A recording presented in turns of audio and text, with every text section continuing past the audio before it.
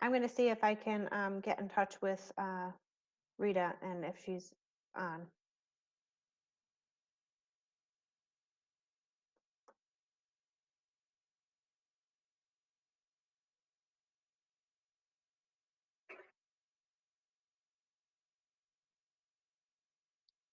But we can start with Jill while she's here, while we're trying to find Rita.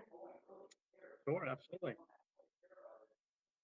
Jill, welcome. I guess, I mean, the one question I would have, why do you want to be on the school committee? All right, can you hear me? I can. Okay, perfect. My Chromebook's a little slow, so I apologize. So I am interested in being on the school committee at this point because I have been regularly attending meetings and observing the process here in Granby. And, you know, my daughter is in the Granby Public Schools. And after, you know, kind of observing, watching what's going on, you know, seeing my daughter, you know, take part, you know, personally in the schools, I feel like, given my background in public education, I feel like it offers a good mix of experiences in order to kind of apply that to this situation and be a part of that committee and kind of working together for the betterment of all students within the Granby Public Schools.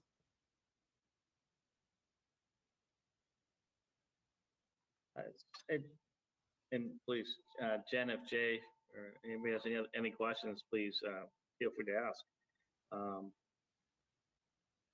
So with the, I'd say the schedule election that's coming up in May, as we know, as of now, unless that changes COVID, would you be running for that seat at that time?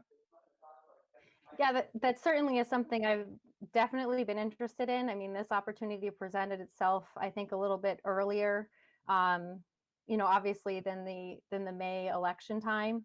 But I, you know, like I said, given everything that's occurred, I feel like now is a prime opportunity that's kind of presented itself. And, you know, albeit this way, which I didn't intend, with a kind of public interview and getting my resume and cover letter together, you know, that's okay.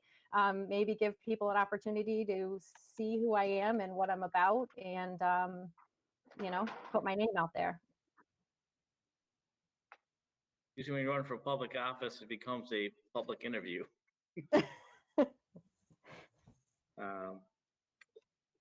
Just speaking from someone that's run for public office. All right. I did have one other question, but I'll ask Jen. Do you have anything? Questions? Hi, Jill. Hi, Jen. Please don't take this the wrong way. Are you thick-skinned? Because in today's climate, you're going to need it. Yes. You know, I can certainly feel it, see it, and appreciate it, certainly with the, you know, way social media is, and certainly with the obstacles that the current school committee is up against, you know, now, and that it had been, you know, even prior to some of the COVID complications. I think given my role currently in education and, you know, being an administrator, you have to. I also think that, you know, keeping in mind that what your ultimate focus is when you're looking to support students, and understanding from that perspective, you know, the collective whole, you know, hopefully everyone's goal is that too. You know, despite the fact that there'll be obstacles and tough conversations and difficult decisions and people that will not agree no matter what you do, knowing that what you're doing is, you know, for their best interest and the interest of the town and the community, I can go to sleep at night knowing that I've done a good job, and that's what I'd like to bring forward to this opportunity. Thank you. That was a wonderful answer. I really appreciate it. Thanks.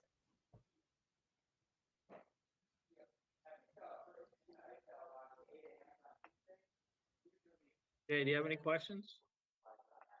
Any school committee members have any questions too also? As far as me, I've reviewed both resumes. I was surprised to find Jill so qualified for the past 16 years. She worked in public schools as a special educator and administrator. I think the school committee would be very lucky to have somebody coming on board at this point in time, even though it's replacing Emery. And both the school committee and Jill can feel each other out to see if that's something she wants to run for in the future. Thank you.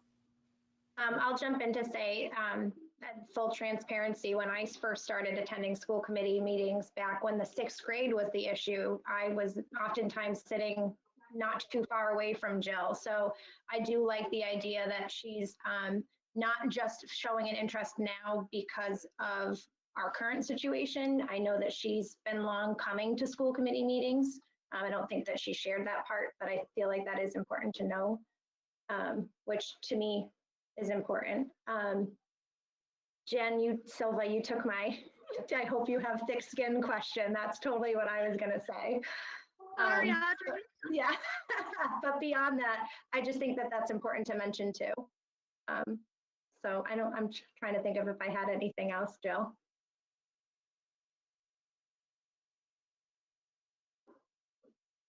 You know, I'm here tonight, and certainly I'm aware of what I'm kind of coming into and running up against, but I do want to give it my best effort if given that opportunity. So.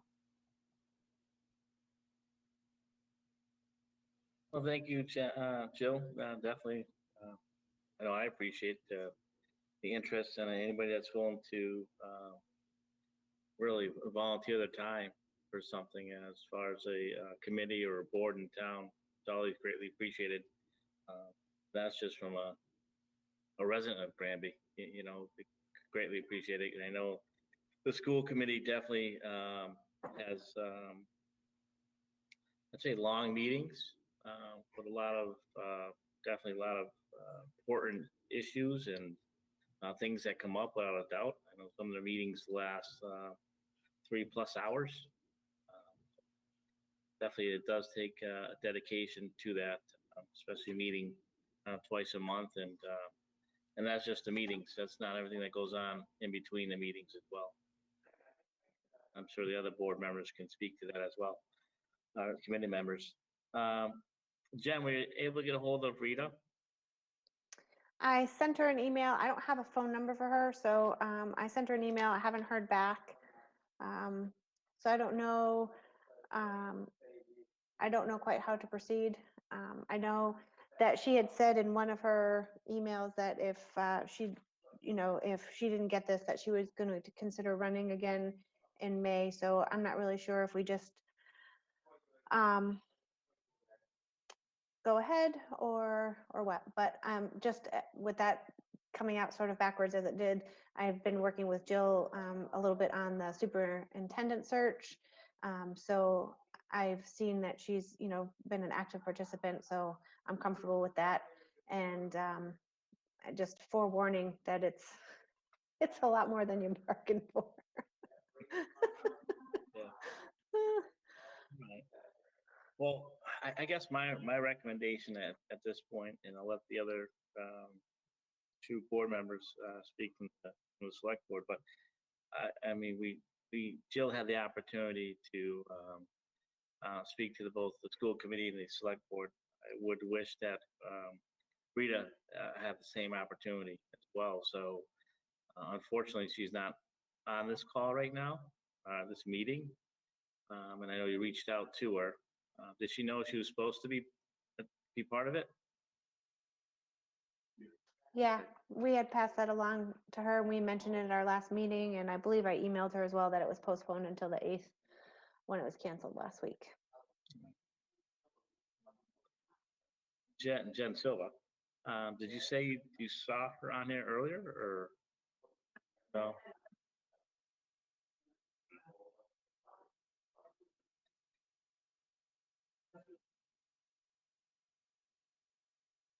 When is the Knicks school committee meeting? Next Tuesday, February 16th, You guys start at 6 o'clock? 6:30. 6:30? We are actually going to be having an executive session before our meeting starting at 5:30, from 5:30 to 6:30. And then the meeting will be starting at 6:30. So, and again, this is up to the select board as well as, put it out to Jen and Jay, but my recommendation would be to see if we can get in contact with Rita and postpone this until we're meeting next Tuesday. Got a holiday on Monday, and we usually meet at 5 o'clock. So if we could maybe have Rita part of that, Audrey? My only concern is would Jill have enough time to, or whoever, Rita, have enough time, whoever we choose, to be sworn in before our meeting? That was my question too. They won't have enough time. We're meeting at 5 to be sworn in before their meeting. Is your committee voting on anything that needs to be voted on where you need a majority vote? Yeah. Would that would play a factor? Everything's pertinent right now. So we do have some votes in, I believe, an executive session that will be, it would be important. And then also, I'm not sure if we have, honestly, the final agenda is not done at this point, but I don't know. Carol, can you think of anything that we would need to have a vote for next week off the top of your head?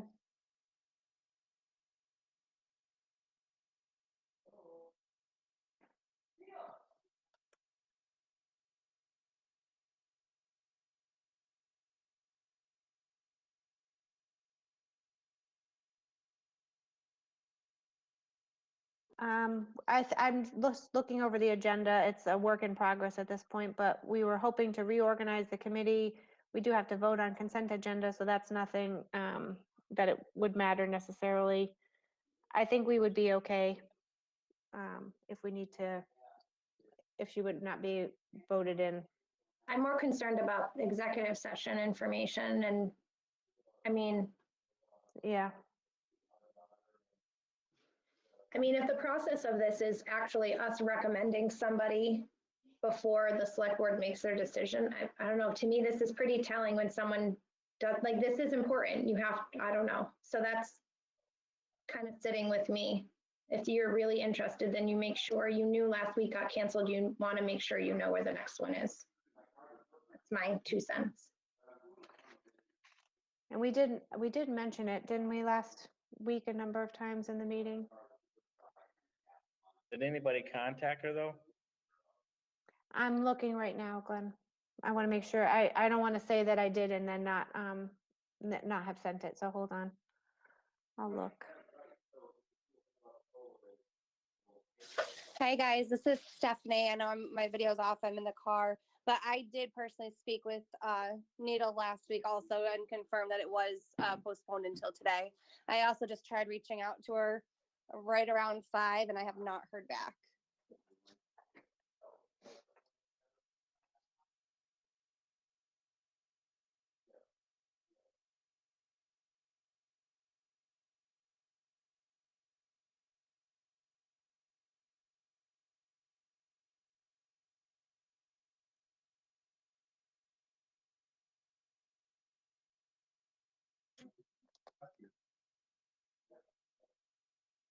Kathy letter? Can we confirm that?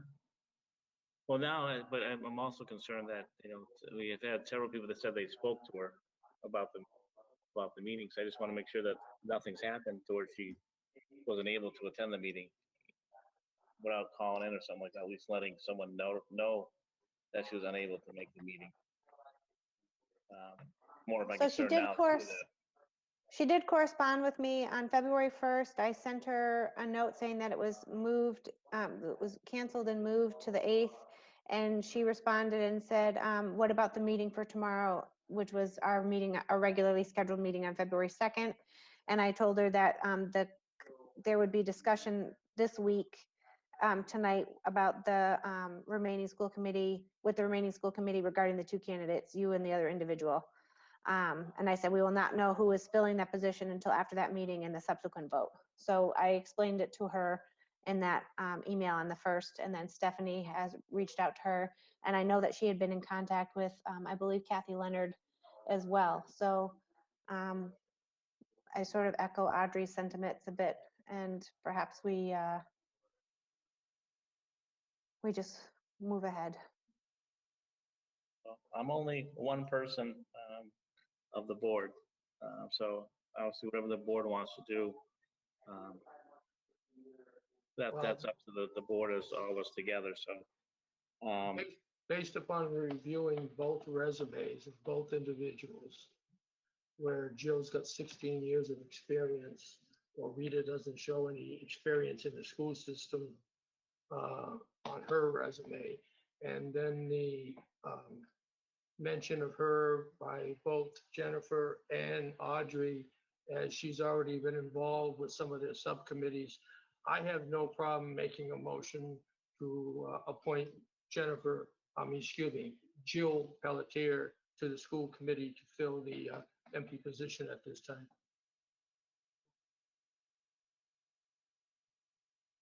is there a second? I'll second. There we go. All right, is there any further discussion at this time? All in favor? Aye. Aye. All right. Well, Jill, congratulations. I would say congratulations. You are now part of the school committee, and I'm sure to look forward to working with you. And I know as a board, we wish you the best. And Jill, just Thank give you very Kath- much. I appreciate it. And Jill, just give Kathy Kelly Regan a call so you can make sure you can get an appointment with her to get yourself sworn in, either over the phone or with her before your next committee meeting, so you'll be eligible to vote. Yeah, Jay, I'm going to ask that Chris reach out to Kathy and let Kathy know what the board decision was this evening. Yeah, I understand that, but I mean, I was letting her know that she has to go up to see Kathy Kelly Reed and get sworn in before she's eligible to vote. That's all I'm saying. Exactly. Yep. All right. All right. Thank you, Jill, everybody. I just wanted to say thank you. We really appreciate you stepping up, because in good times, it's hard. Right now, it's downright masochistic. Thank you. I will do my best. Oh, we can ask. Have a good night. Have a good night. Welcome Take aboard, care. Jill. Glad to have you. Thank you. Thank you, everybody. All right. I-27. Chris, do you have anything quickly before we move on to our meeting with the Board of Health?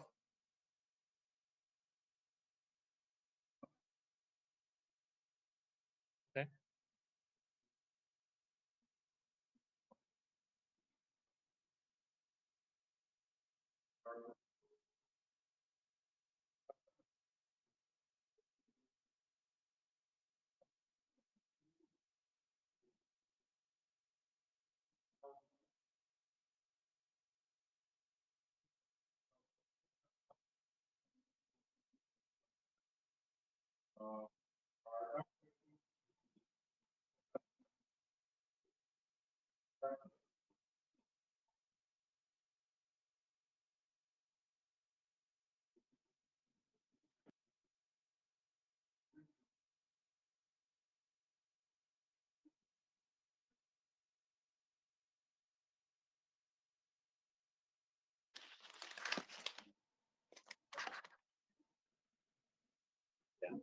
Yeah, I would agree too with that, Chris.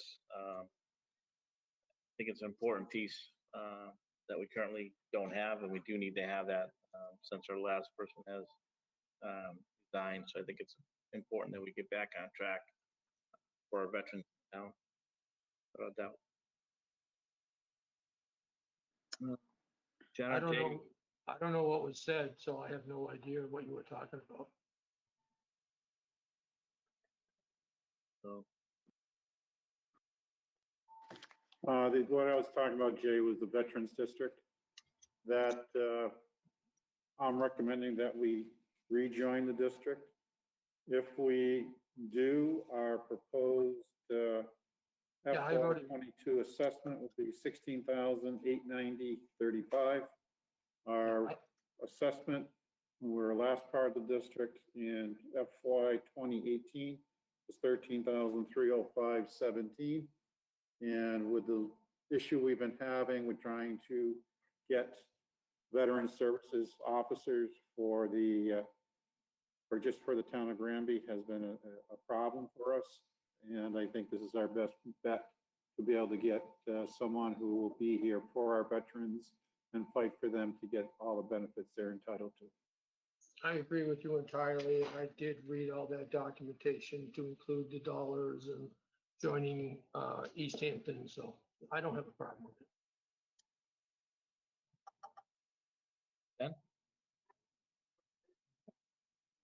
Entertain a motion to join the Veterans District. I move that we join the Veterans District. Second, So moved. any further discussion at this time? All in favor? Aye. Aye. There you go, Chris. Thank you.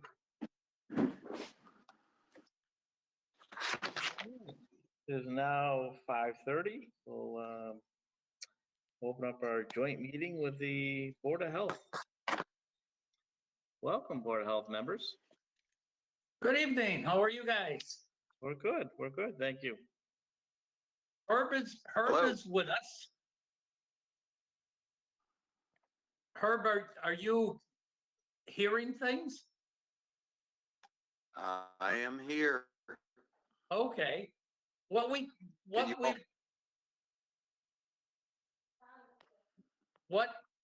were trying to respond, I guess, is to Chris's request, talking about setting up a dispensing site for our own vaccinations. And the board talked about it. And Herb, in fact, and maybe can talk a little bit about a meeting that he also had that involved the schools and the police and the fire. And we decided that with the difficulties of handling the vaccine and because of especially the storage conditions and what the state puts us through to get a dispensing site, that is very difficult. But on top of that, there's a huge problem with getting the vaccine itself. So as we talked this thing through, we said that it appears to be much, much better to try to work within the system that's available to us. And it's actually better, I think, that we didn't meet last week because a huge amount has changed in the past week. We're still spot that phase 1 people which is the first responders, the hospitals, the school nurses, and that's still going.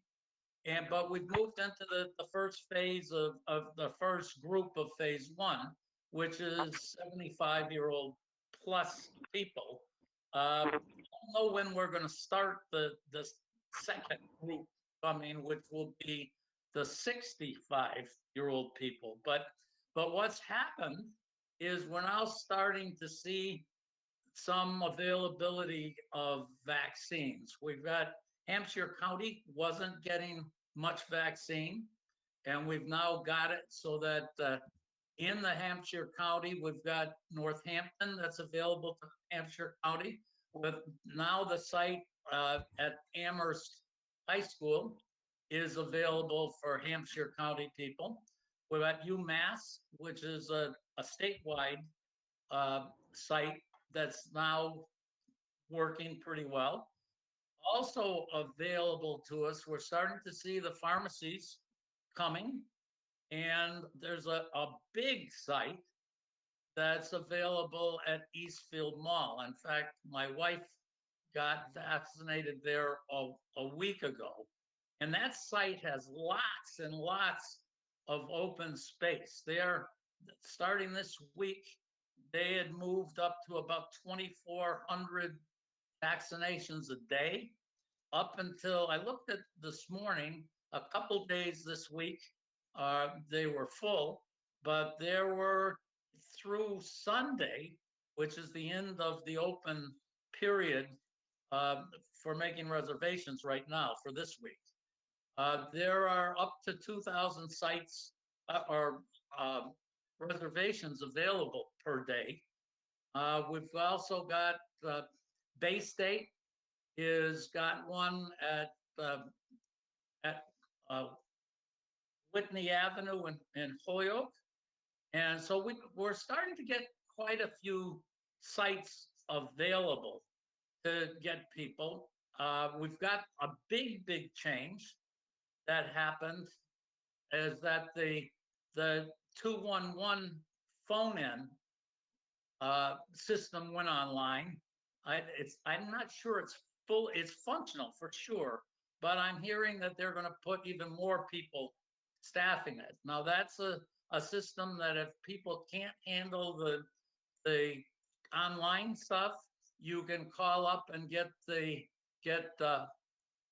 person to person assistance to end up getting the vaccine, get an appointment for the vaccine. And so there's quite a bit going on to help, especially people that are the 75-year-old people are challenged through the whole state. So that is a major help. It turns out that at least the Northampton site also has a phone-in feature that you can call to get a reservation. What we've seen, we have a hole right now that's not filled, and that's the shut-ins. Chloe got us some information about that. There are about 50 shut-ins in the town, and it's a problem that is being worked on because it's universal in the state. That ultimately what's going to end up happening is we're going to have to get some vaccine. We'll set up to go after the shut-ins at their home, but that should be coming pretty quickly now. Our issue that we will be needing help on will be finding out how many people in our town need assistance with transportation. And in fact, Jean Oz suggested at our last meeting is that the first obvious step is to assess how many numbers that we have. And what Chloe got for us is that in the above 75 age group in the town, we have about 500 people. And then we have about 500 in the 65 to 75.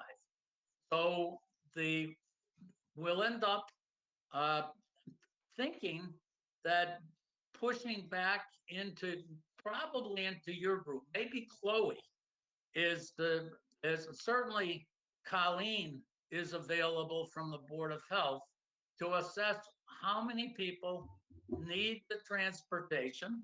And then we're going to have to figure out how to do that. Herb has got a list. In fact, Herb did a great job of sending, I think all of maybe not everybody on this that's online right now has seen it, but Herb's got a good cut at where we're headed. But Herb, you want to take it and give a little bit of where the stuff you've worked on, and you've got stuff that you're working on GCAM, so you've got some PR work coming. Then go ahead and take it, Herb. Okay. Well, Dick has presented essentially all I was going to say already. At GCAM, I'm making some TV spots for emphasis of these issues with people who come into the channels and want to get information that way. So I've made a couple. I'm making another one tomorrow. As you all have heard on the robocalls, we're talking to the town about trying to be safe with COVID around the Super Bowl. And as Dick was emphasizing, we've got a whole lot of new places which have become available. And we've got this wonderful 211 state call-in line, which Colleen was utilizing this morning to help one of our residents who was having trouble registering. 211 has hundreds of people answering phones now and may well have more very shortly. So as Dick mentioned, we're going to probably need to figure out transportation. And we've got a number of things that I've sent out as possibilities, including using our COA van, potentially using school buses, using volunteers, using Boy Scouts, using Lyft, using Uber, using everything we can, including our EMTs, who, according to GNOS, are willing to take an active part in helping in this, and maybe will be part of our access to some shut-ins. We may well need public health nursing. We've had that in the past. We may need some more in the future to fully access all of those folks. Dick also mentioned that a week or so ago, more than a week ago, a number of us got together, fire, EMT, police, schools, school nursing, myself, and talked through these issues as well, and unanimously came to the conclusion that it would not be wise, not be in our best interest, not be efficient for Granby to try and do this on our own. So I'm reiterating what Dick said. We should utilize the community resources now available to us. We should think carefully about transportation for people in our community to be able to get to vaccination sites. Vaccine looks like it's going to become more available in the near future. The critical thing is to get it into people's arms. The other critical thing is for people not to lose sight of the importance of masks and distancing and keeping themselves clean, their hands clean, and not being in crowds and not being with folks that they don't know. So the Board of Health at our last meeting really came to the conclusion that this was the proper way to go. And that's what we would recommend to the select board, not to proceed with developing a site in town. Oh, I just that you, all of us, may not be aware of it. I've been watching what is happening to availability for reservations at some of the sites. The one that is really impressive in the numbers of, as I said, that people that can be handled is the Eastfield Mall site. And when I talk to people, they say, "Oh, I'm not driving out there. It's so far." It's about 17 minutes from the middle of town. So it's not very far. What is impressive about it is the state sites end up opening their schedules on Thursday morning. This week it was 9 o'clock on Thursday morning. And they open it up for the whole week that's in advance. And they have it set up so that you, if, let's say you go to the site for Eastfield Mall, you can look at the days. They've got a column that gives each day and each day's number of openings. Then when you get into that day, you get openings per half-hour time period. And they're significant when you look at a day. And I watched that today, as I said, there are still some days that are up to almost 2,000 openings. So what's first got into this, Herb and I had kicked it around at the last meeting and saying, how can you manage if we're going to take a group of people from our town and try to group them in a bus when just going in and trying to get a reservation ends up with all these random times? And it turns out because there are so many reservations and grouped all at and different times that you can go after, it would be very, very easy to schedule 30 people. That, let's say we had a bus or 2 buses, 30 people that all were happening within the same half hour. So what it does to us, that particular site, adds a huge amount of flexibility for how we can try to get people to it.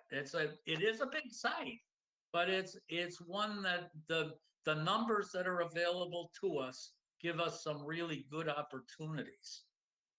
So I guess that's probably the Board of Health comments that we're going to give to you, but we're certainly willing to answer anything that we can about this right now. We unfortunately, we've got some things happening with the strains of the disease that are changing, but we're gonna have to deal with it as it happens. And as Herb says, the thing that stops us, the masks, the hand washing, the distancing, and we just had a good run where the numbers in town dropped. We just fell short of 1 from going into yellow.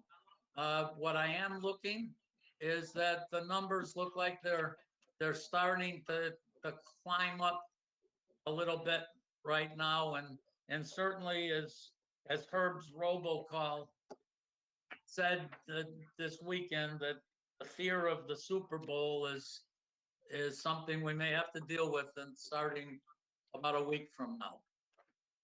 But that's, Herb, did you have more to say? Let's take questions, Dick. Okay. Yeah. Yep. I thought you'd never ask, Herb. I have questions. Yeah. So you said that it was critical basically to get it into the arms, and I agree with that 100%. The vaccine is not going to be effective if people aren't getting it. Now, my question is, researching all the sites that we now have for vaccinations, have you also researched wait times?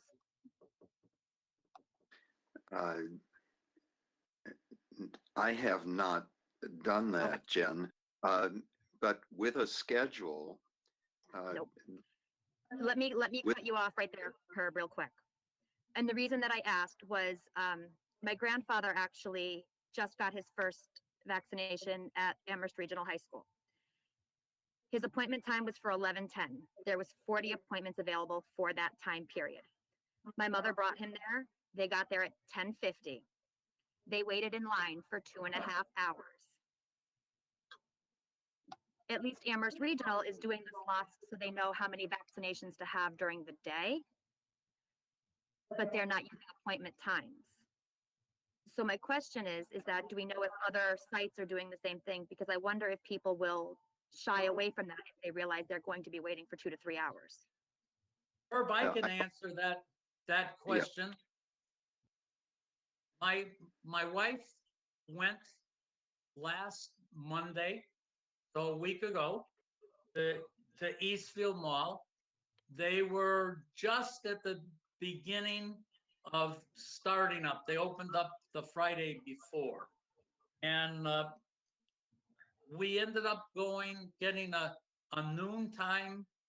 It actually was 12:30 reservation. And by the time we got through the whole thing, we didn't leave till 2 o'clock.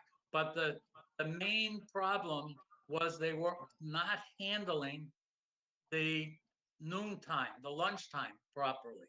So when we got in, that my wife was faced with only 3 people giving vaccinations. But when she left, the line was moving right through very quickly. So I can tell you that the Eastfield site is in fact moving people through. So that was an hour and a half wait, or an hour and a half total that you were there? Yeah, but part of it was it actually broke down into 4 main sections. It took her about 45 minutes to get through the registration part. And then it took about 25 minutes of sitting waiting for a shot in a chair, and then 5 minutes to get the shot, and then 15 minutes that you have to sit and wait to make sure you're not getting a reaction. I've talked to other people that have gone through Bay State at Whitney Avenue and got through the whole thing in 10 minutes. So we're just going to see as these people crank up and get bigger. I think it'll get more efficient, Jen. I think you cannot figure on less than an hour to Okay. get this done. By the time you get there, get registered, wait, get informed about the shot, get the shot, get observed afterward, there's at least an hour involved. I know yesterday, I was speaking with someone, talking about the Eastfield Mall, and they were waiting to go inside. Their appointment was at 2:30. They actually didn't make it inside till a little after 3:30. That was just to get inside the building. And then that the whole process there, filling out the forms, which was ended up being another 45 minutes. And then obviously receiving the vaccination, and again the 15-minute wait time after that definitely turned into be like a 2.5 hour process. Which I think if people understand that and know that going there, it's something. And like you said, I think they are getting better with it. They're trying to do their best they can, obviously. But then again, when you have someone who's 75, 80 years old, waiting, standing there, that's difficult. And, when they think they're having an appointment at 11:20 in the morning and then they sit and wait, 2 hours, that's difficult. So I really do appreciate the Board of Health all the time, and the knowledge that you brought forward here. And definitely respect that as well.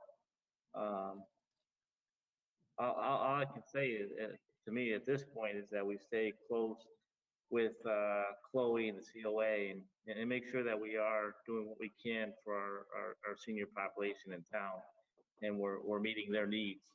The biggest concern that I've heard from people is filling out the information online, trying to schedule the appointment. It can become difficult. Some of our seniors who not, work with computers a lot can be hard too. So I think that's where definitely our COA comes in. Chloe and her team. I think Herbie, as you mentioned, getting the robocalls out there to people, and that they can reach out to the COA for assistance to help them set up appointments and things like that. I think that's very important, that they know that there's assistance out there to help them get the appointment set up. And if it comes down to transportation and things like that, that's something, again, the COA can look at to see what's available for them and how they can assist in that matter as well. Glenn, we have both Chloe at the COA and Colleen at the Board of Health that are available to help. And that's out in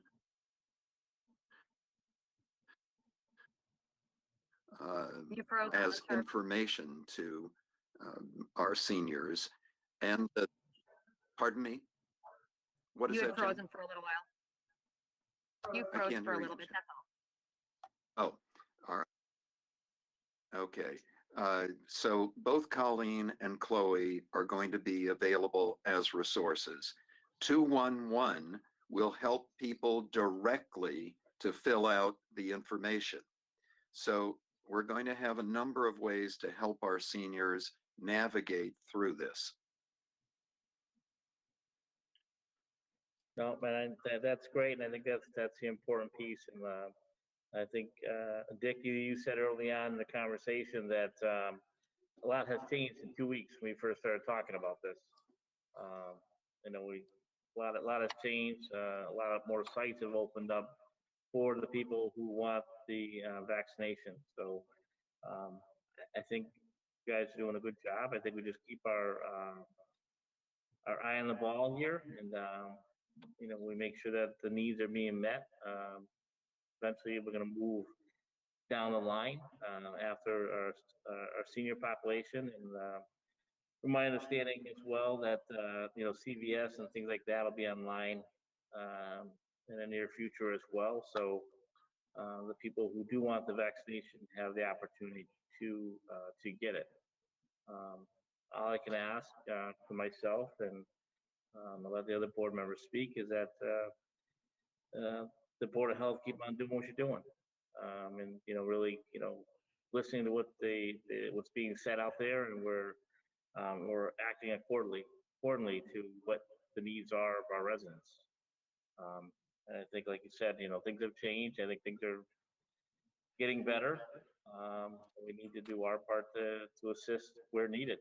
And it sounds like we have made some steps in that area, just with the Board of Health and the COA. Glenn, I would want to emphasize that getting vaccinated is pretty much a non-event, the actual vaccination.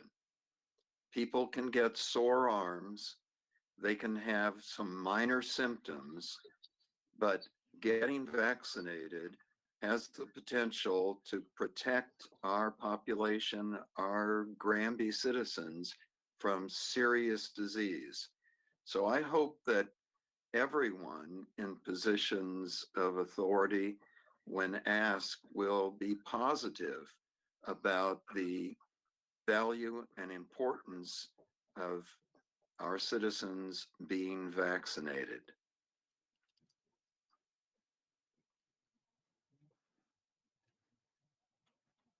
So like I said, I think too, I think some of the difficult part will be you know, the second shot part of the vaccination. So I think that's, as you hear in the news and things like that, you know, the first is one thing, but then the second piece, the second shot, to have people show up for those appointments, and then schedule those accordingly, are just as important, if not more important, than the first part. So those are things that we'll have to stay with as well, as far as the Board of Health and the COA, I would think. The vaccination sites do that as a matter of course after the first vaccination. There are mechanisms to schedule the second vaccination for people who receive the first vaccination. And I know there's information in the media that perhaps reactions are greater after the second vaccination. I guess my response to that is whatever the reaction might be, fever, chills, aches and pains for a day or maybe two, are infinitely less than anyone developing this disease and the complications associated with it. So I would just want to reiterate the importance of getting our citizens vaccinated. all of them, everyone in town. Well, my point, Herb, was more towards that if we are assisting some of the population, the elderly and things like that, with rides and stuff like that, we need to reassure that when the second shot comes along, we're available to bring them as well. So that's what I talk about, coordinate that as well. Couldn't agree more, Glenn. I think that's critical. This is a two-step process. There's no doubt about that. Getting the first shot provides a certain degree of immunity, but it's clear that people have to get the second part of the vaccination to be better protected. So yes, we have a two-step process. We have to transport twice. We have to be ready to do that. All right. For what it's worth, having been involved with my wife on this, I don't know how 211 is going to work with the second shot, but I can tell you with the state site at Eastfield, what happens, the first is that the shot itself was not a painful shot. And I've heard this from many people, it's a non-event and you don't even feel it. My wife's arm was a little sore for one day, and that was the limit of her reaction to it. But where I was concerned with the second shot, what happened is 6 days after the first shot, we got an email and it says you are due to get your second shot on the 22nd. And they gave priority bookings. They allowed you to look at the week of the time that you're supposed to go in. And even though where I just said the state opens up bookings for the week that's coming up on Thursday, this is out 2 weeks. And you get priority bookings before those reservations get posted. So you get absolutely a clear shot in to choose the time you want to get the shot and do your booking. They maintain all of your records so that during the second shot registration, all you do is have to answer the health questions and the rest of it is already there. So it, at least on the state site, it's actually pretty well thought out. Any other questions, folks? Thanks a lot for letting us talk. Ben had a question. Is there another question, Jen? I have lots of questions, Herb. I'm sorry, you and Dick. I want to go back to something you guys had said earlier regarding Granby holding a vaccination site, vaccination clinic would not be efficient. What are the inefficiencies that you see? The reason that I'm asking is if there are inefficiencies that we can get around or overcome, I honestly think having something like that in town would be a huge benefit for our residents. So I'm wondering what you see as the inefficiencies. Are they, ones that we can adjust, or are they just way out of our control? I don't think Herb, I didn't say, I don't believe, said it wasn't efficient. Yep. Did you? I don't know whether I did or not, Dick. But Jen, we need an adequate site. We need registration. We need greeters. We need people to draw up syringes. We need a place to store the vaccine. We need people to administer the vaccine. We need people to observe afterward. We need follow-up. I think it's a fairly major operation to set all that up.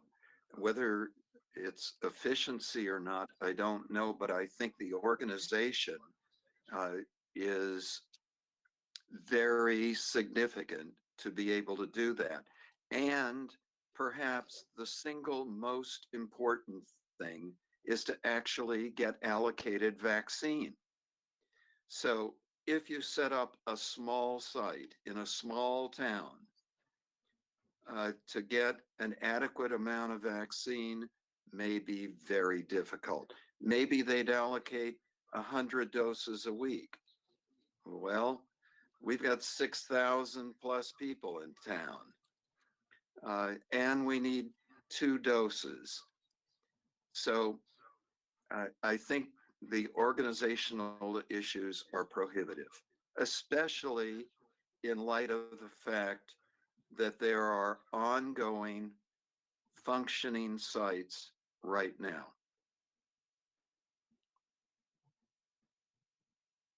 I was told that, and it may not be true at all. It was an engineer that told me that said he was close to the people in Palmer who had an intent to set up a site. And on their first week where they were going to set up, they were allocated 100 doses of the vaccine, and they weren't able to get their operation started because they just couldn't get the vaccine. So, and we're going to run through this, that there's going to be a shortage of vaccine for, I'm guessing, for the next couple months.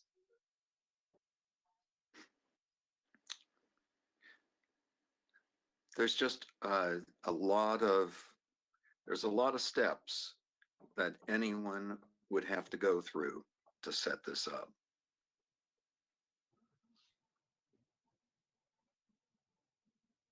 Okay, I mean, I don't see those steps as completely prohibitive. Something to think about. Nothing is completely prohibitive, Jen. No, and I but agree, but I don't think it's out of our realm. I think it's something we could do. I think I would agree with you. It's something we could do if we could allocate a half a dozen people full time to set it up. And why can't we? Let's just do it. Let's just do it. Who would you suggest as those people? To set it up? Or This to is- run it, or what's your question? What's your question, Jen?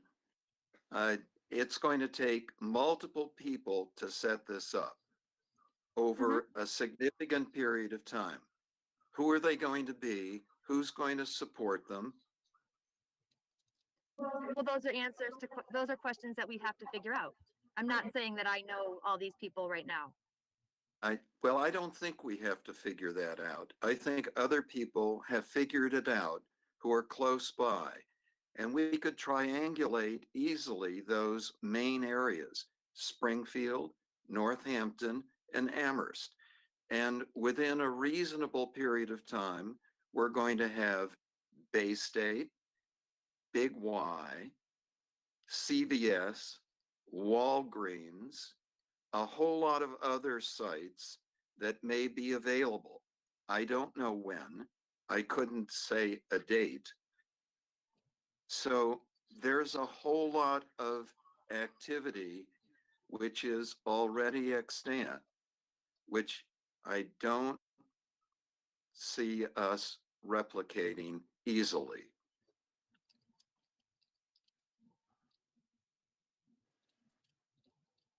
There actually is a reasonably extensive application process to just get this vaccine and store it.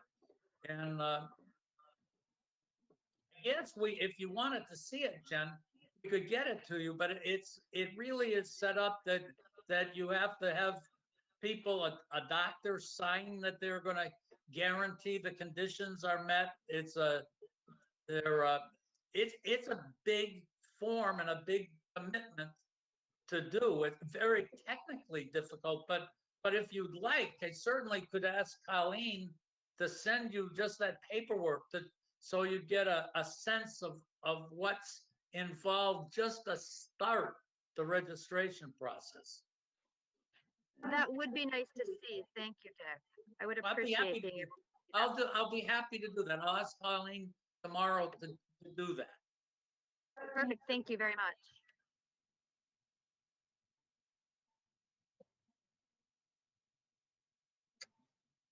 Dave, did you have any questions? Basically, I just want to thank Dick and his board for doing all they have with all the stuff with the pandemic. A lot of people do not realize that our public health department doesn't really control everything. It comes out of Massachusetts Department of Health. And these guys are being reactive to the orders they're given and trying to fulfill them. And I think they've done a great job. It's the same thing on our select board. We get our directions from the governor's executive orders. We cannot ignore the governor's executive orders. We have to make sure they comply with.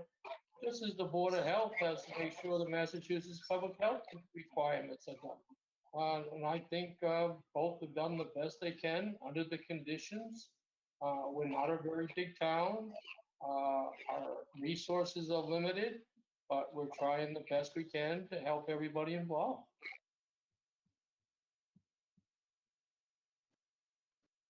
Yeah, I would think maybe next week we ask that Chloe can speak out on behalf of the COA, and maybe can have Colleen speak out on behalf of the Board of Health, just to see, just to stay with this.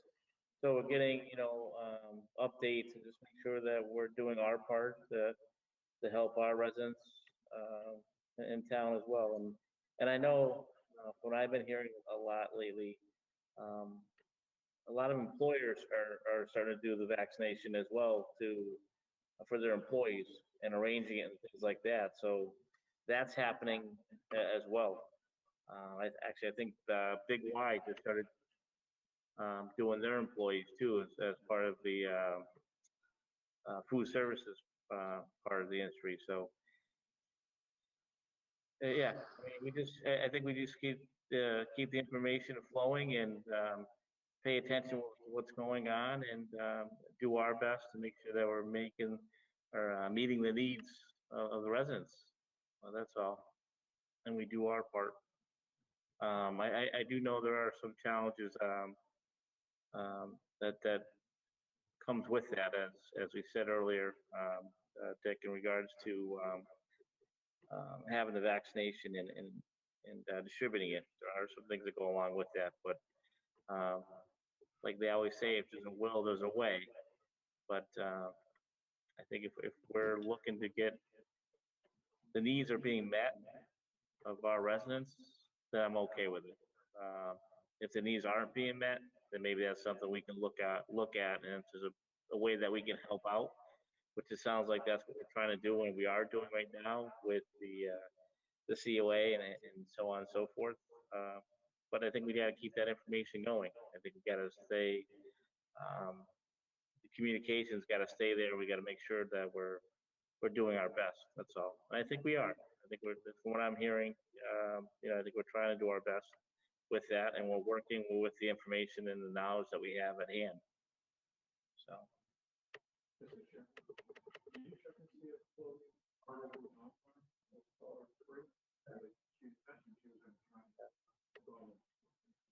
Chloe, are you online? We're at the meeting. Can you hear me? Yes. Yeah. Yeah, I'm here. How are you guys? Good. How are you? I'm Well, good. can I'm you just give us a little update as far as the COA and how things are going with the from your part with the vaccination for the residents who want it, the seniors Right. At this point. Yes.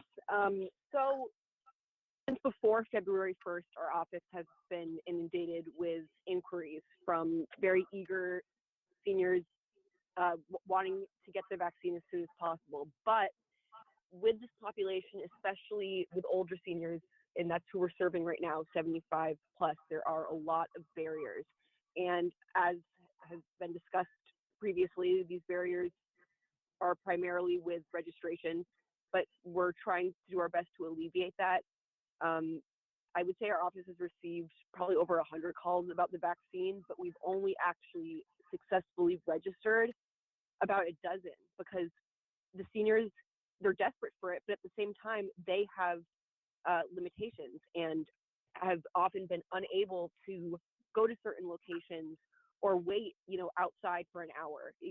I don't have data, but anecdotally speaking, from the people that I've communicated with, when you go to sites like the Eastfield Mall, like UMass, Amherst Regional High School, it is not a pleasant experience for the vast majority of these people. Some people have even borrowed medical equipment from the COA exclusively anticipating, waiting in line for an hour. And, for people who are frail, being outside in freezing temperatures for an hour and then indoor, shoulder to shoulder, elbow to elbow with other people in broiling temperatures for an hour in the midst of not only COVID season, but flu season, it's honestly a nightmare. The system is not working for a lot of people, as evidenced by how we haven't been able to accommodate people. For the past couple of weeks, I have not been able to successfully make any appointments at Big Y. It's been completely booked, as are most other locations. Really, I've had most success at Eastfield Mall and UMass, but as we've discussed, the conditions are not suitable for seniors with the nature of the population. I really was hoping we could have something in town. I think it would meet the needs of this group. That's just my perspective as someone that's been actively registering people to get the vaccine.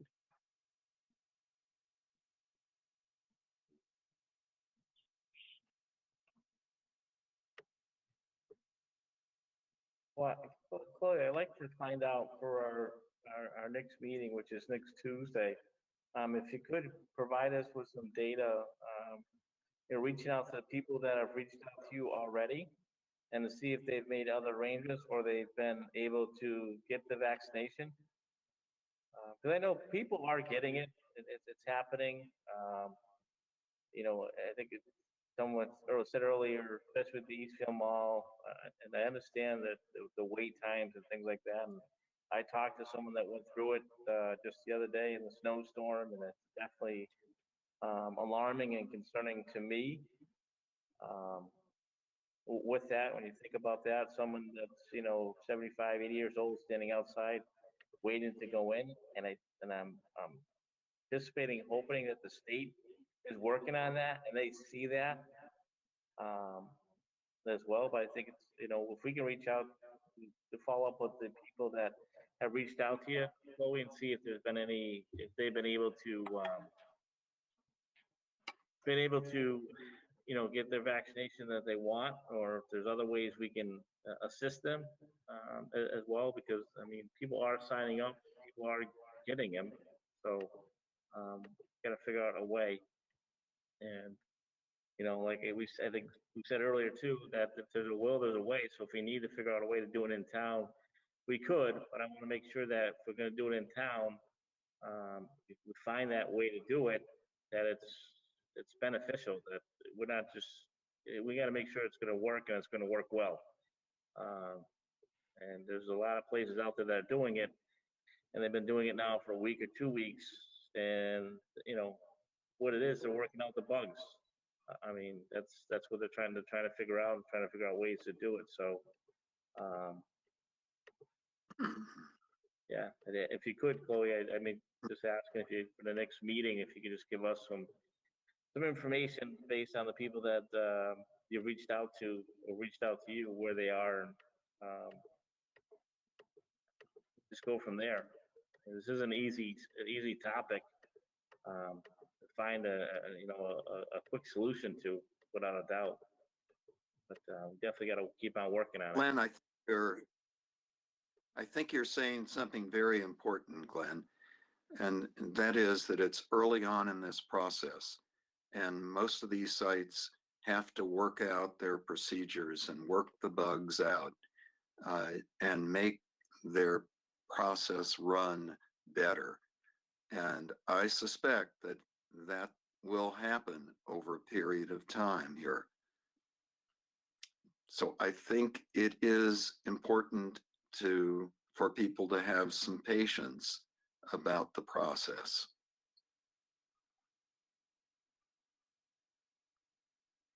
Glenn, I'd be happy After to. all, Oh, I'm sorry, Herb. we're a couple of weeks into this, And when you listen to some national figures, we really want to get the population vaccinated by this fall, not in a week or 2 weeks. Obviously, we would like to get our seniors vaccinated as soon as possible because they are probably the most vulnerable. And unfortunately, the process problems are being worked out with that first group that we're trying to vaccinate as soon as possible. So I think your point, Glenn, is very important. It's going to take a while to work out the process so that people can move through it more easily.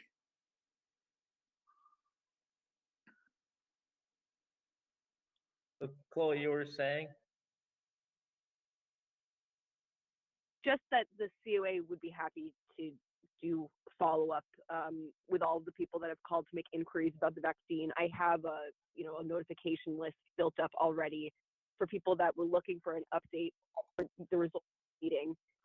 So I'm happy to do more follow-up, and we'll have information for the meeting. Something else I just wanted to mention quickly was, transportation has been brought up. The COA is, happy to assist seniors that need transportation to these appointments. Our services are available Monday through Friday from 9 to 3. We ask that people make appointments at least 5 days before their appointment to, accommodate the schedule. We do prioritize medical appointments. The concern for, and it's not just for the seniors who are homebound, it's, for any senior who is frail. We are concerned about dropping off people who meet this criteria at these locations alone. And that's just something that we are going to have to consider when evaluating people, when making these appointments is, our drivers aren't PCAs. Their job is to transport a client from point A to point B. So a lot of these people, I don't think it's necessarily appropriate or healthy for them to be going to locations where they're going to be on their feet for hours. It's just another consideration. COA transportation services are here to help, but can only help so much given the role of the driver. And that's part of the reason that I suggested talking to our Boy Scout troop in town. I think that getting the Scouts involved might be very important to help our seniors. They may bring along portable chairs. They may provide companionship. They may help in any number of ways. And it's reciprocated because the Scouts need to do community service. So we have a troop. I think we should talk with them, see whether they can help us in this very important issue. The other thing, Chloe, that we ought to make use of, when we were there, I noticed that to deal with exactly the kind of thing you're talking about is that a lot of the frail people that I saw going in had someone with them, a younger person with them. And we certainly can make use of the fact that these, at least the Eastfield one, is open on Saturday and Sunday, so that if people have to get someone else to help them that normally would be at work during the week, those Saturday and Sunday appointments at least give these people, seniors, potentially somebody else that could assist them, whether it's family people.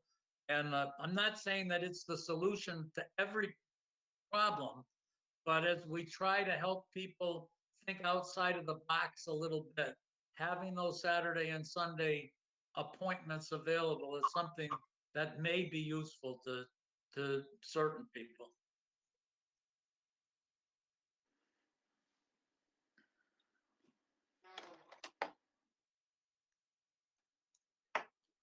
Anybody have anything else?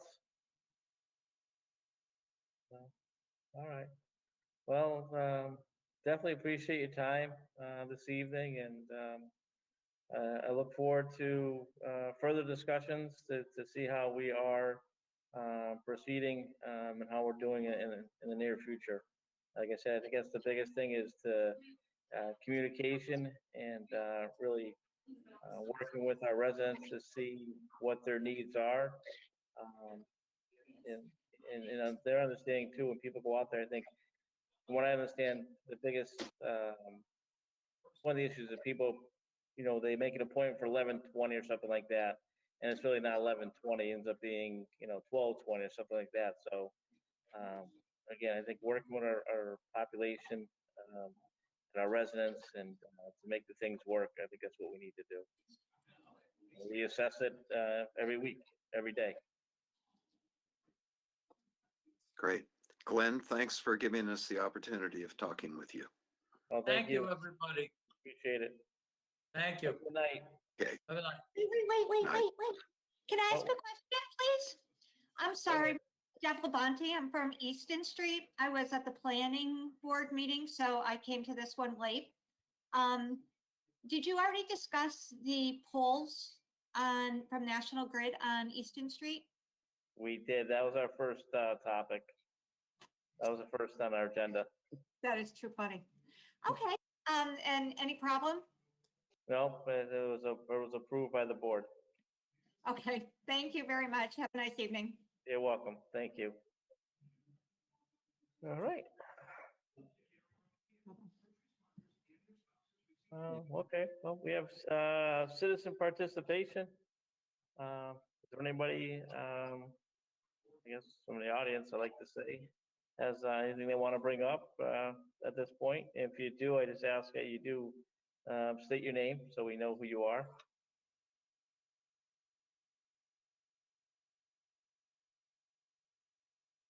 All right. Not hearing from anybody, I would assume that no one has anything to bring up at this time. Okay, moving forward, what about the correspondence? Talked about the Veterans District already. What do you have for correspondence? Anything? Mr. Chair, I still hadn't received my letter from the planning board that I requested regarding AJ's and site plan, if a site plan review is required. So I did send out another memo to them looking for this letter that the board has requested, because when we issued the Class 2 license to AJ's, I think we gave them till, I think it was March 4th to go in front of the planning board. What happens if he doesn't make it before the planning board before March 4th? Well, I think that's something we're gonna have to address. I mean, it's still roughly about a month out. The planning board just met tonight, from my understanding, or is meeting currently. So the opportunities are there for someone to meet. And I think when that time comes, we'll have to decide what we want to do moving forward if that hasn't taken place. Another issue is we do have a sewer user who is still adamant that they are not a user per our sewer regulations. I would like permission to bring it forward to town council to address it and see how he wishes us to address their concerns. Yeah, I'm fine with that, and I'll open it up to Jen and Jay as well. I know we've discussed it a couple of times at least, and what our take on it was and the information that we reviewed. So, I mean, I'm okay with it. And again, Jen and Jay. I'm okay with it. I presume you're talking about Darcy? Yes. Yes. Okay, I have no problem with that. There you go, Chris. And the other and last item I have is I had been contacted by Senator Lesser's office, and he wants to do his annual legislative update with the board. So I scheduled him for March 1st at 5:05 p.m. First thing on the agenda to allow him to come and talk to the board. Well, thank you. I look forward to seeing the senator. The only thing I had on correspondence, there was actually a correspondence addressed to me, and I presume it was addressed to me because I was at the chair at the time when the census was at its peak. It looks like it requires some reply, and I don't know if the new chair is gonna take it, the town's gonna reply, or how it's gonna be handled.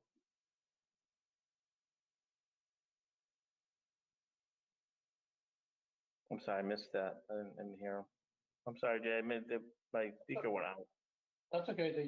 There was a correspondence from the US Census. Mm-hmm.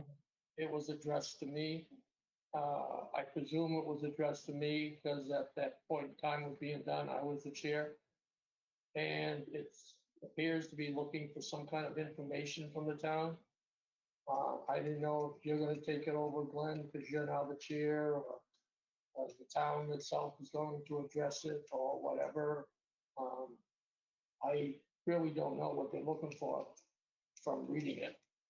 It was in Jay, are our you talking about the boundary and annexation survey? Yes, that's the one. Okay.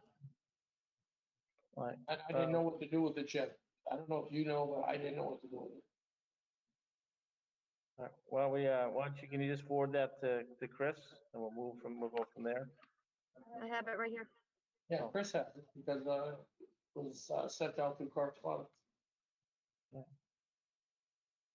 What are they looking for from us, Chris? It looks like it's just reporting all boundary updates, legal name changes, status updates to the Census Bureau.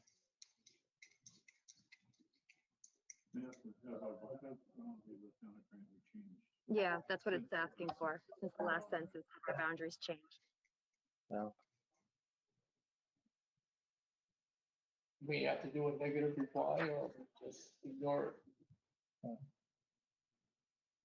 Well, I don't believe our boundaries have changed, so I don't think that we necessarily need to.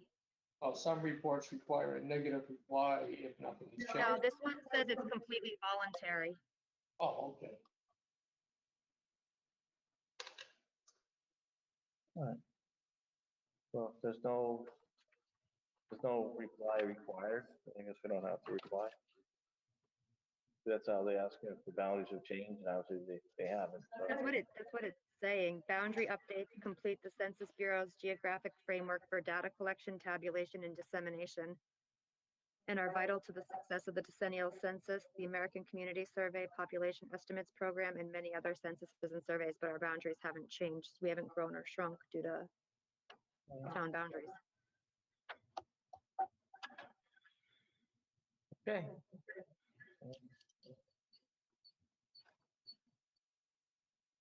All right. All right, moving forward. We have departmental reports.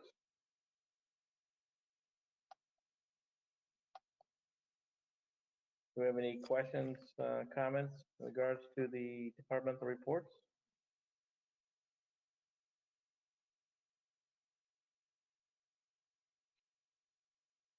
I have none. Okay. Yeah. Oh, well. I'll entertain a motion to accept our departmental reports. I'll move to accept the departmental reports. Second, Jim's motion. Well, thank you, Jay. All right, any further discussion? All in favor? Aye. Aye. Aye. All right. Yeah, to approve and sign the maintenance warrants. Chris, if you would. All right, you have warrant number 45 in the amount of $426,260.81, dated January 22nd. That is a payroll warrant. We have warrant number 46 in the amount of $253,627.58, dated January 22nd. That is the maintenance warrant that goes along with the payroll warrant. Then we have warrant number 47 in the amount of $425,811.84, dated January 29th. That is a bill paying warrant. We have warrant number 48 dated February 5th, 2021, in the amount of $427,354.15. That is a payroll warrant. And then we have warrant number 49 dated 2/5/21 in the amount of $314,162.18. And that is the maintenance warrant that goes along with the payroll warrant. Thank you, Chris. Appreciate that. All right. Any questions regards to the maintenance warrants? All right. Then I'll entertain a motion to approve and sign the maintenance warrants. I'll move to sign maintenance warrants number 45, 46, 47, 48, and 49. I'll second Jen's motion. Thank you. Is there any further discussion at this time? All in favor? Aye. Aye.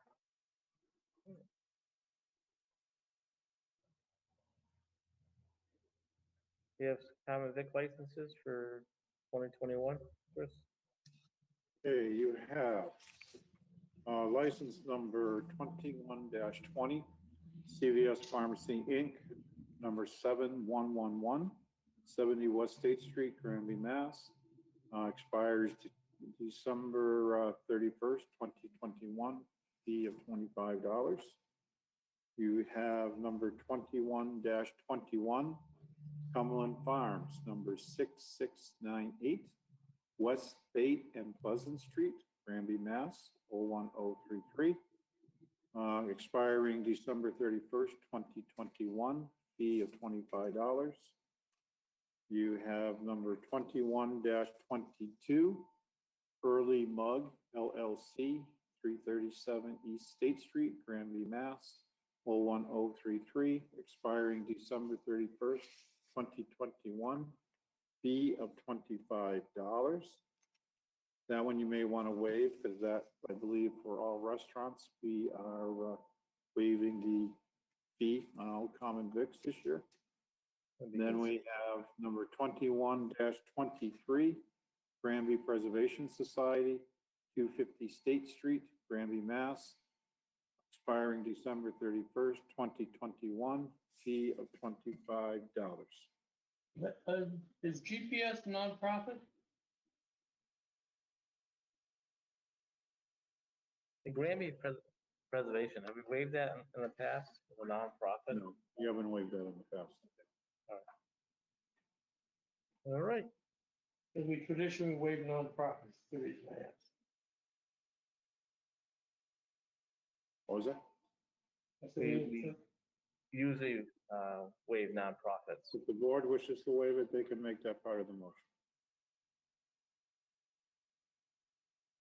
Jay, you're looking to make a motion or recommendation that we waive the fee for Granby Preservation?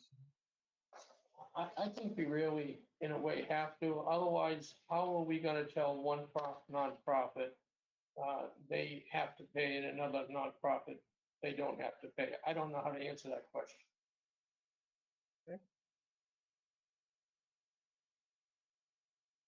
So is your recommendation that we waive it?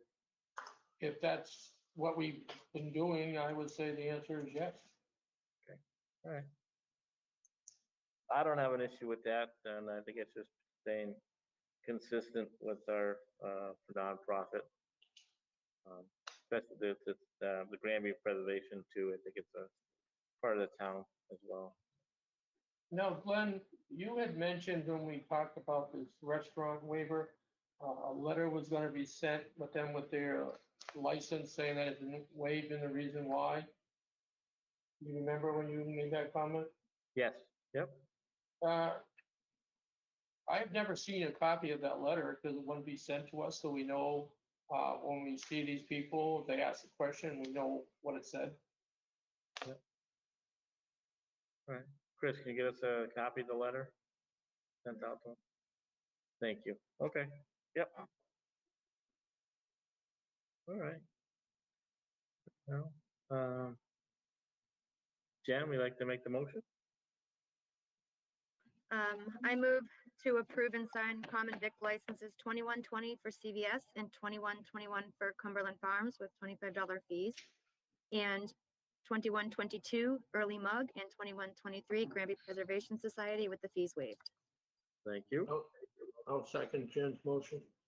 Is there any further discussion at this time? All in favor? Aye. Aye. I also have a entertainment license, Mr. Chair. What? An entertainment license, Okay. number 21-04 to the Granby Preservation Society, 250 State Street, Granby, Mass. For live entertainment consisting of a DJ behind the main building between 10 a.m. and 2 p.m. only, located at 250 State Street, Granby, Mass. For car shows, expiring December 31st, 2021, fee $50. All right.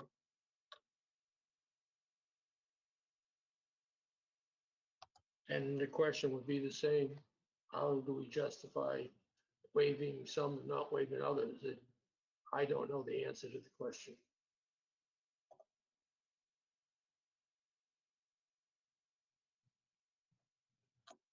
Yeah, well, I think if we waive the first one, I think in that we're basing it off a nonprofit, then I think consider waiving the second part to the entertainment license to be consistent.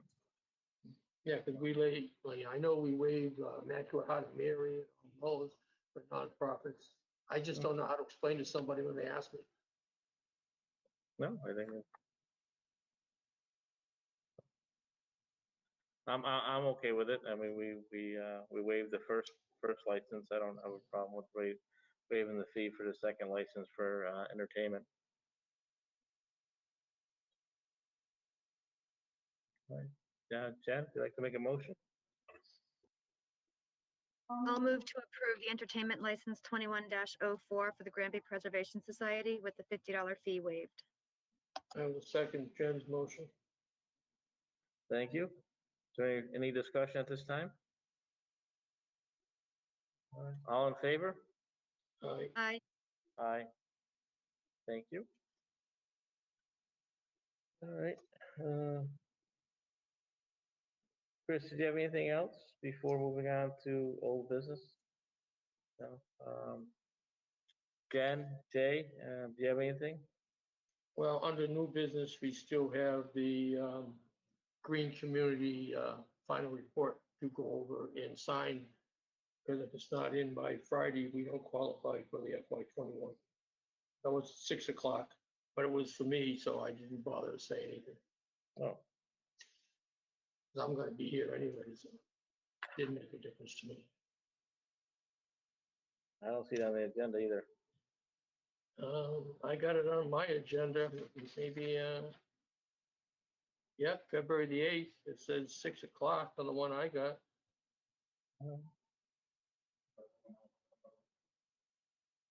Okay, so let's bring it forward. I mean, if it's due and we gotta get it done before. Yeah, basically, On the one that was filed and then posted, so we're good to move on. So we're all set. Yep.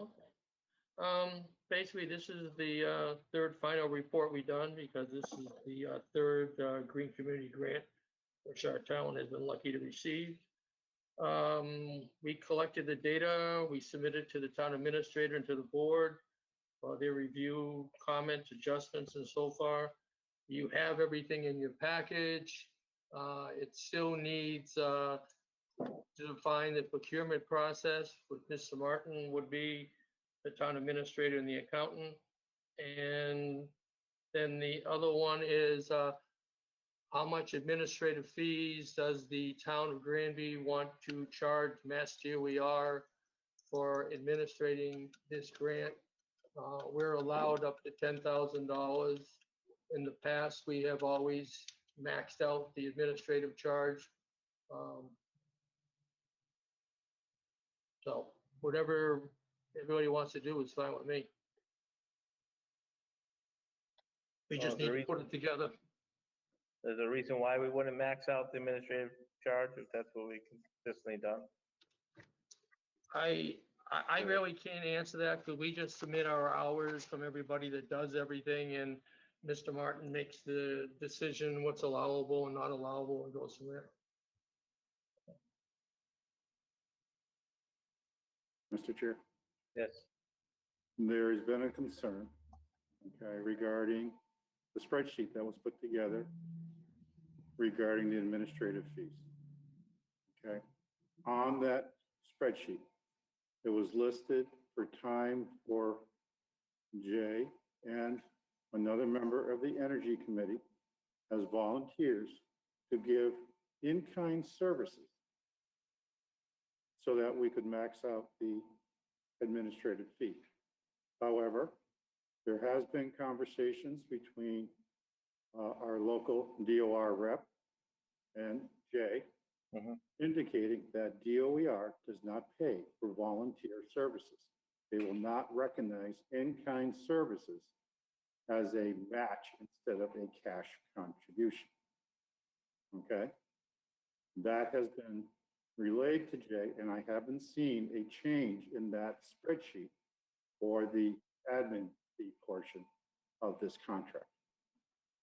I do not feel comfortable signing anything that continues to say we're doing in-kind services in lieu of doing a cash payment. If you're asking me, it doesn't really matter one way or the other because none of the Energy Committee have paid anything for it. We just report the data like we have in the past 2 years and how much time we've been doing stuff. And this is the first time it's come up. And I believe the only reason it came up is Mr. Martin sent me an email to want to know what rate we use, something about FEMA rates in a state of disaster versus normal rates. So that's why the question got brought up to Mass DOER. I mean, I am not in a position to answer any of those questions. I know nothing about FEMA rates. I know nothing about standard rates. We just give you the hours that we did. And then this is the first time that we've had to do it during COVID-19. And also the first time that we've had to do a green community with 2 maintenance supervisors. So we collected the hours that they reported and just passed them along. We're not, any committee that works for the select board is not decision-making. We just perform our tasks, collect our data and pass it forward. So, I mean, what you guys want to do it is up to you. I don't know what's allowable and what's not allowable. I don't get involved in that. Neither does the rest of the Energy Committee. Mr. Chair, can I respond? Yes. Again, Mr. Joyce had a conversation with our local DOER representative who explained to him that in-kind services are not recognized as part of saying we expended the funds. I had a question because the pay rate that was associated with our highway super that Mr. Joyce had listed and the pay rate for our highway department personnel that was listed was not what we were paying those individuals. That started my first question. Okay? That is what I sent back to Mr. Joyce. On there, he had listed, like I said, hours for 2 members of the Energy Committee and the time that they had devoted to the Green Community Project. The DOER representative told Mr. Joyce they do not pay for volunteers. They do not recognize in-kind services. I do not understand why Mr. Joyce doesn't understand a direct conversation he's had with a DOER representative. And I know that was said to him because I spoke with that representative about another topic, and he relayed the conversation that he had with Mr. Joyce about this. So my concern is if we are claiming volunteer time or unpaid in-kind services on a grant with DOER, we may end up being disbanded or barred from future things because we're not reporting actual cash payouts. And as I stated, they can take all the community, energy committee hours and change it to 0. We don't care. We don't get paid. All right, so there is a time. We just report our hours. That's all we do. All right, so what do you need a corrected, updated form? So obviously, the energy committee, that's volunteer time, so that will not weigh into the in-kind funds according to DOR, correct? So If we are only submitting the documents that are sitting in front of this board tonight, nothing else is going, I have no concern with it. However, if at some point, someone or somehow turns around and tries to submit saying we spent all the admin fees associated with this without anybody else's knowledge, I will have a concern with it. Okay? That's the problem I'm going to have. If I look at this document that we're signing tonight, basically there's a letter from our maintenance supervisor that says he's satisfied with the work that was done. We have copies of the checks that were issued to the company that performed the work. We have pictures of the work. If that's all that's going, then I don't have a problem with what is being submitted. However, if that spreadsheet is submitted as it is as it is presented to me through an email, I have still have a concern with that. all right, so the spreadsheet needs to indicate the only people that have been paid are the people in our highway department. It was highway superintendent. It was the highway department personnel. It was the high school principal, the vice principal, the business director, the maintenance supervisor, and the maintenance person at the school. Their rates of pay, I don't know how they were determined. I can't verify or disagree with the rates that were reported. There was time for myself put in there. There was time for the assistant town administrator put in there. And there was time for our own maintenance supervisor put in there. Those rates I provided based upon our current rates of pay. The other issue is like I said, there were hours listed for 2 members of the energy committee at a rate of pay that I don't know how, well, it was stated that it's a rate used by Pioneer Valley Planning Commission, okay, for services, in-kind services. But like I said, the representative from DOER said that they will not recognize volunteer services or in-kind services. They only recognize what was paid out in cash. And again, I'll say the spreadsheet is just work product. We're passing on data to the town administrator and to the select board on what hours the green community, all the members contributed to the project. And if you want to take the PVPC rate, put 0 in, we could care less. And as far as the rate from the highway and the school, those were given to us in writing by managers that are employed by the town. We're not going to question them. If you would want to question them, that's entirely up to you. We have no way of knowing. We're just passing on the work product. Jay, I will argue that point with you because Mr. DeRozier, you forwarded me his email, and Mr. DeRozier said to check with me on the rate because he wasn't certain if the rate was correct or not. And you only forwarded me that email within the last few days. I never got it when he submitted it to you. So as far as I'm concerned, I'm not going to sit here and debate this topic with you. As usual, your typical answer is when people call you out is I didn't know or I sent it to someone else for someone else to deal with. I'm not gonna put up with it on this time. I'm not gonna put up with you at all, to be Okay. perfectly honest, All but right. that's beside the point.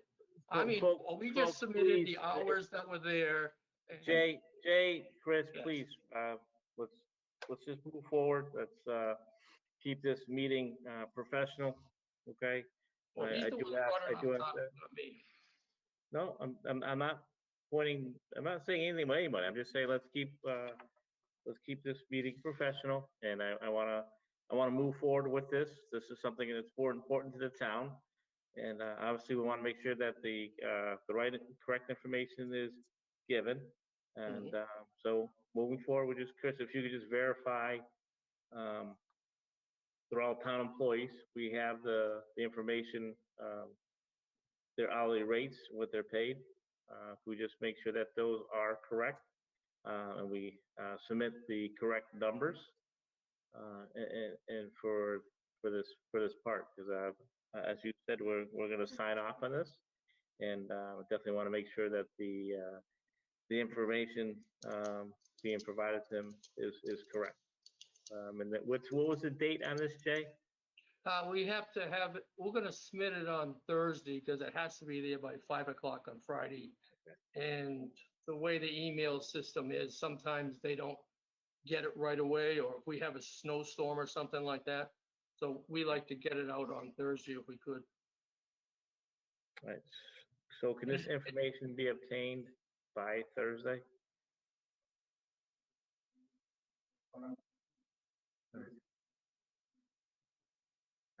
Could you please do that and CC the board on it, just as information to the board, not as a communication or anything, just so that we know that if they go to him and ask him for a quick response, because it is a deadline that we're moving forward with, and we want to make sure that we get money that is appropriated for the town.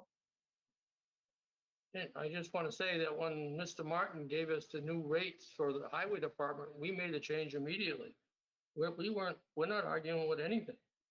We're just passing on information we got. And if the school was going to sign off and say, this is the hourly rate for these people and these are the hours they did, who are we to tell school management that's not true? We're just passing it on. All right. So we're just gonna make sure everything's correct, as Chris said, he signs his name to this, that it is correct information being put forward in regards to receiving money, funds to the town. So I agree wholeheartedly, Glenn. I'm not trying to make an issue out of this at all. Every year we report the time that we spend. We give you all the data. We give you everything. Now, if somebody wants to make a change, we don't have a problem with it. Just like I said, on the highway department, Dave DeRocha gave us some stuff, so we ended it. Chris says it's wrong. He gave us the new stuff. We changed it. We don't have a problem. all right. Chris, if you could take care of that, and I'll watch for the email, and if we don't hear back from him, let's say Monday, I'd say by Wednesday morning, I'll reach out to him directly with a phone call to see. Because again, we're up against the clock here. It needs Thursday at 5 o'clock, you said, Jay? Yeah, And we you'll- want, if we could, we'd like to get it up Thursday, say 1 o'clock if we can. Okay, Because there is a snowstorm predicted on Friday, I believe. yes, And we'd much rather have it in there and have them stamp it off and say that we missed the deadline on Friday. yeah, yep, That's all we're saying. And I say, we're not trying to make a big thing. We just pass the data on. We're Yeah. not decision makers. okay, all right, okay, well, we're gonna move forward on this. This is important to the town, so our job is to get it done. So that's what we're gonna do. We're gonna get it done. All right. Is there anything else before we go into old business? No? All right, is there an update on the water main project, Chris? There was some-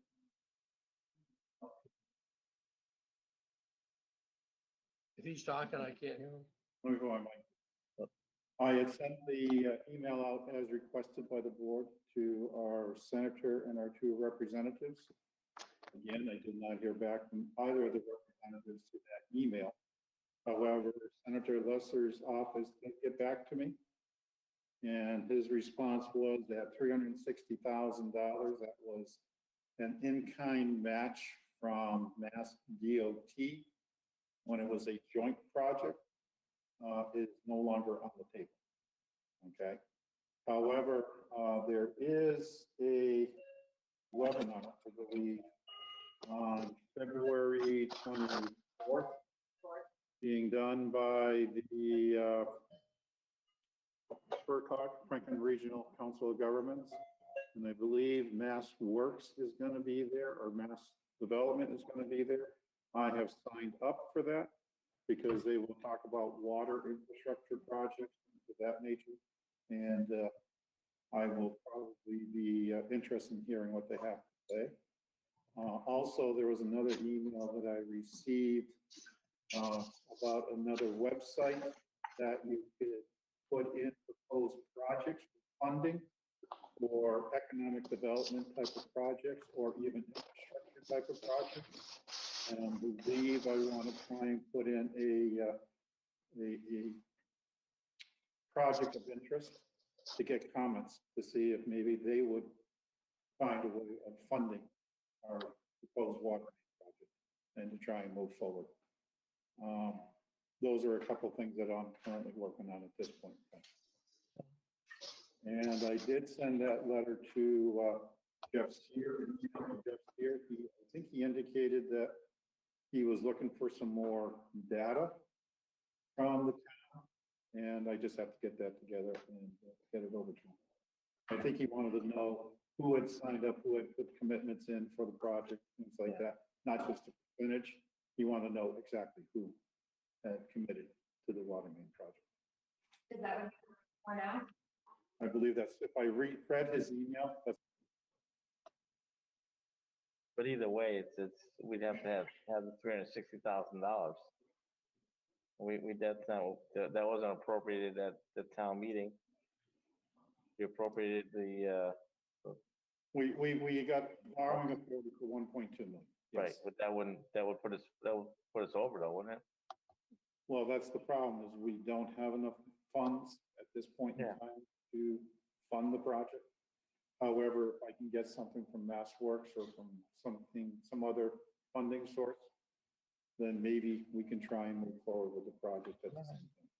Well, please update us. I know you will after the meeting on the 24th, and we definitely look forward to hearing how that is, and hopefully there is some viable options for us to move forward with the project. Hey, Glenn, Yes. I have to do a recess or whatever you want to call it, ASAP. Okay. Do you want us to adjourn, or you going to come back? You, if you want to tell me something, you can tell me at the executive session, but I have to get off now. All right.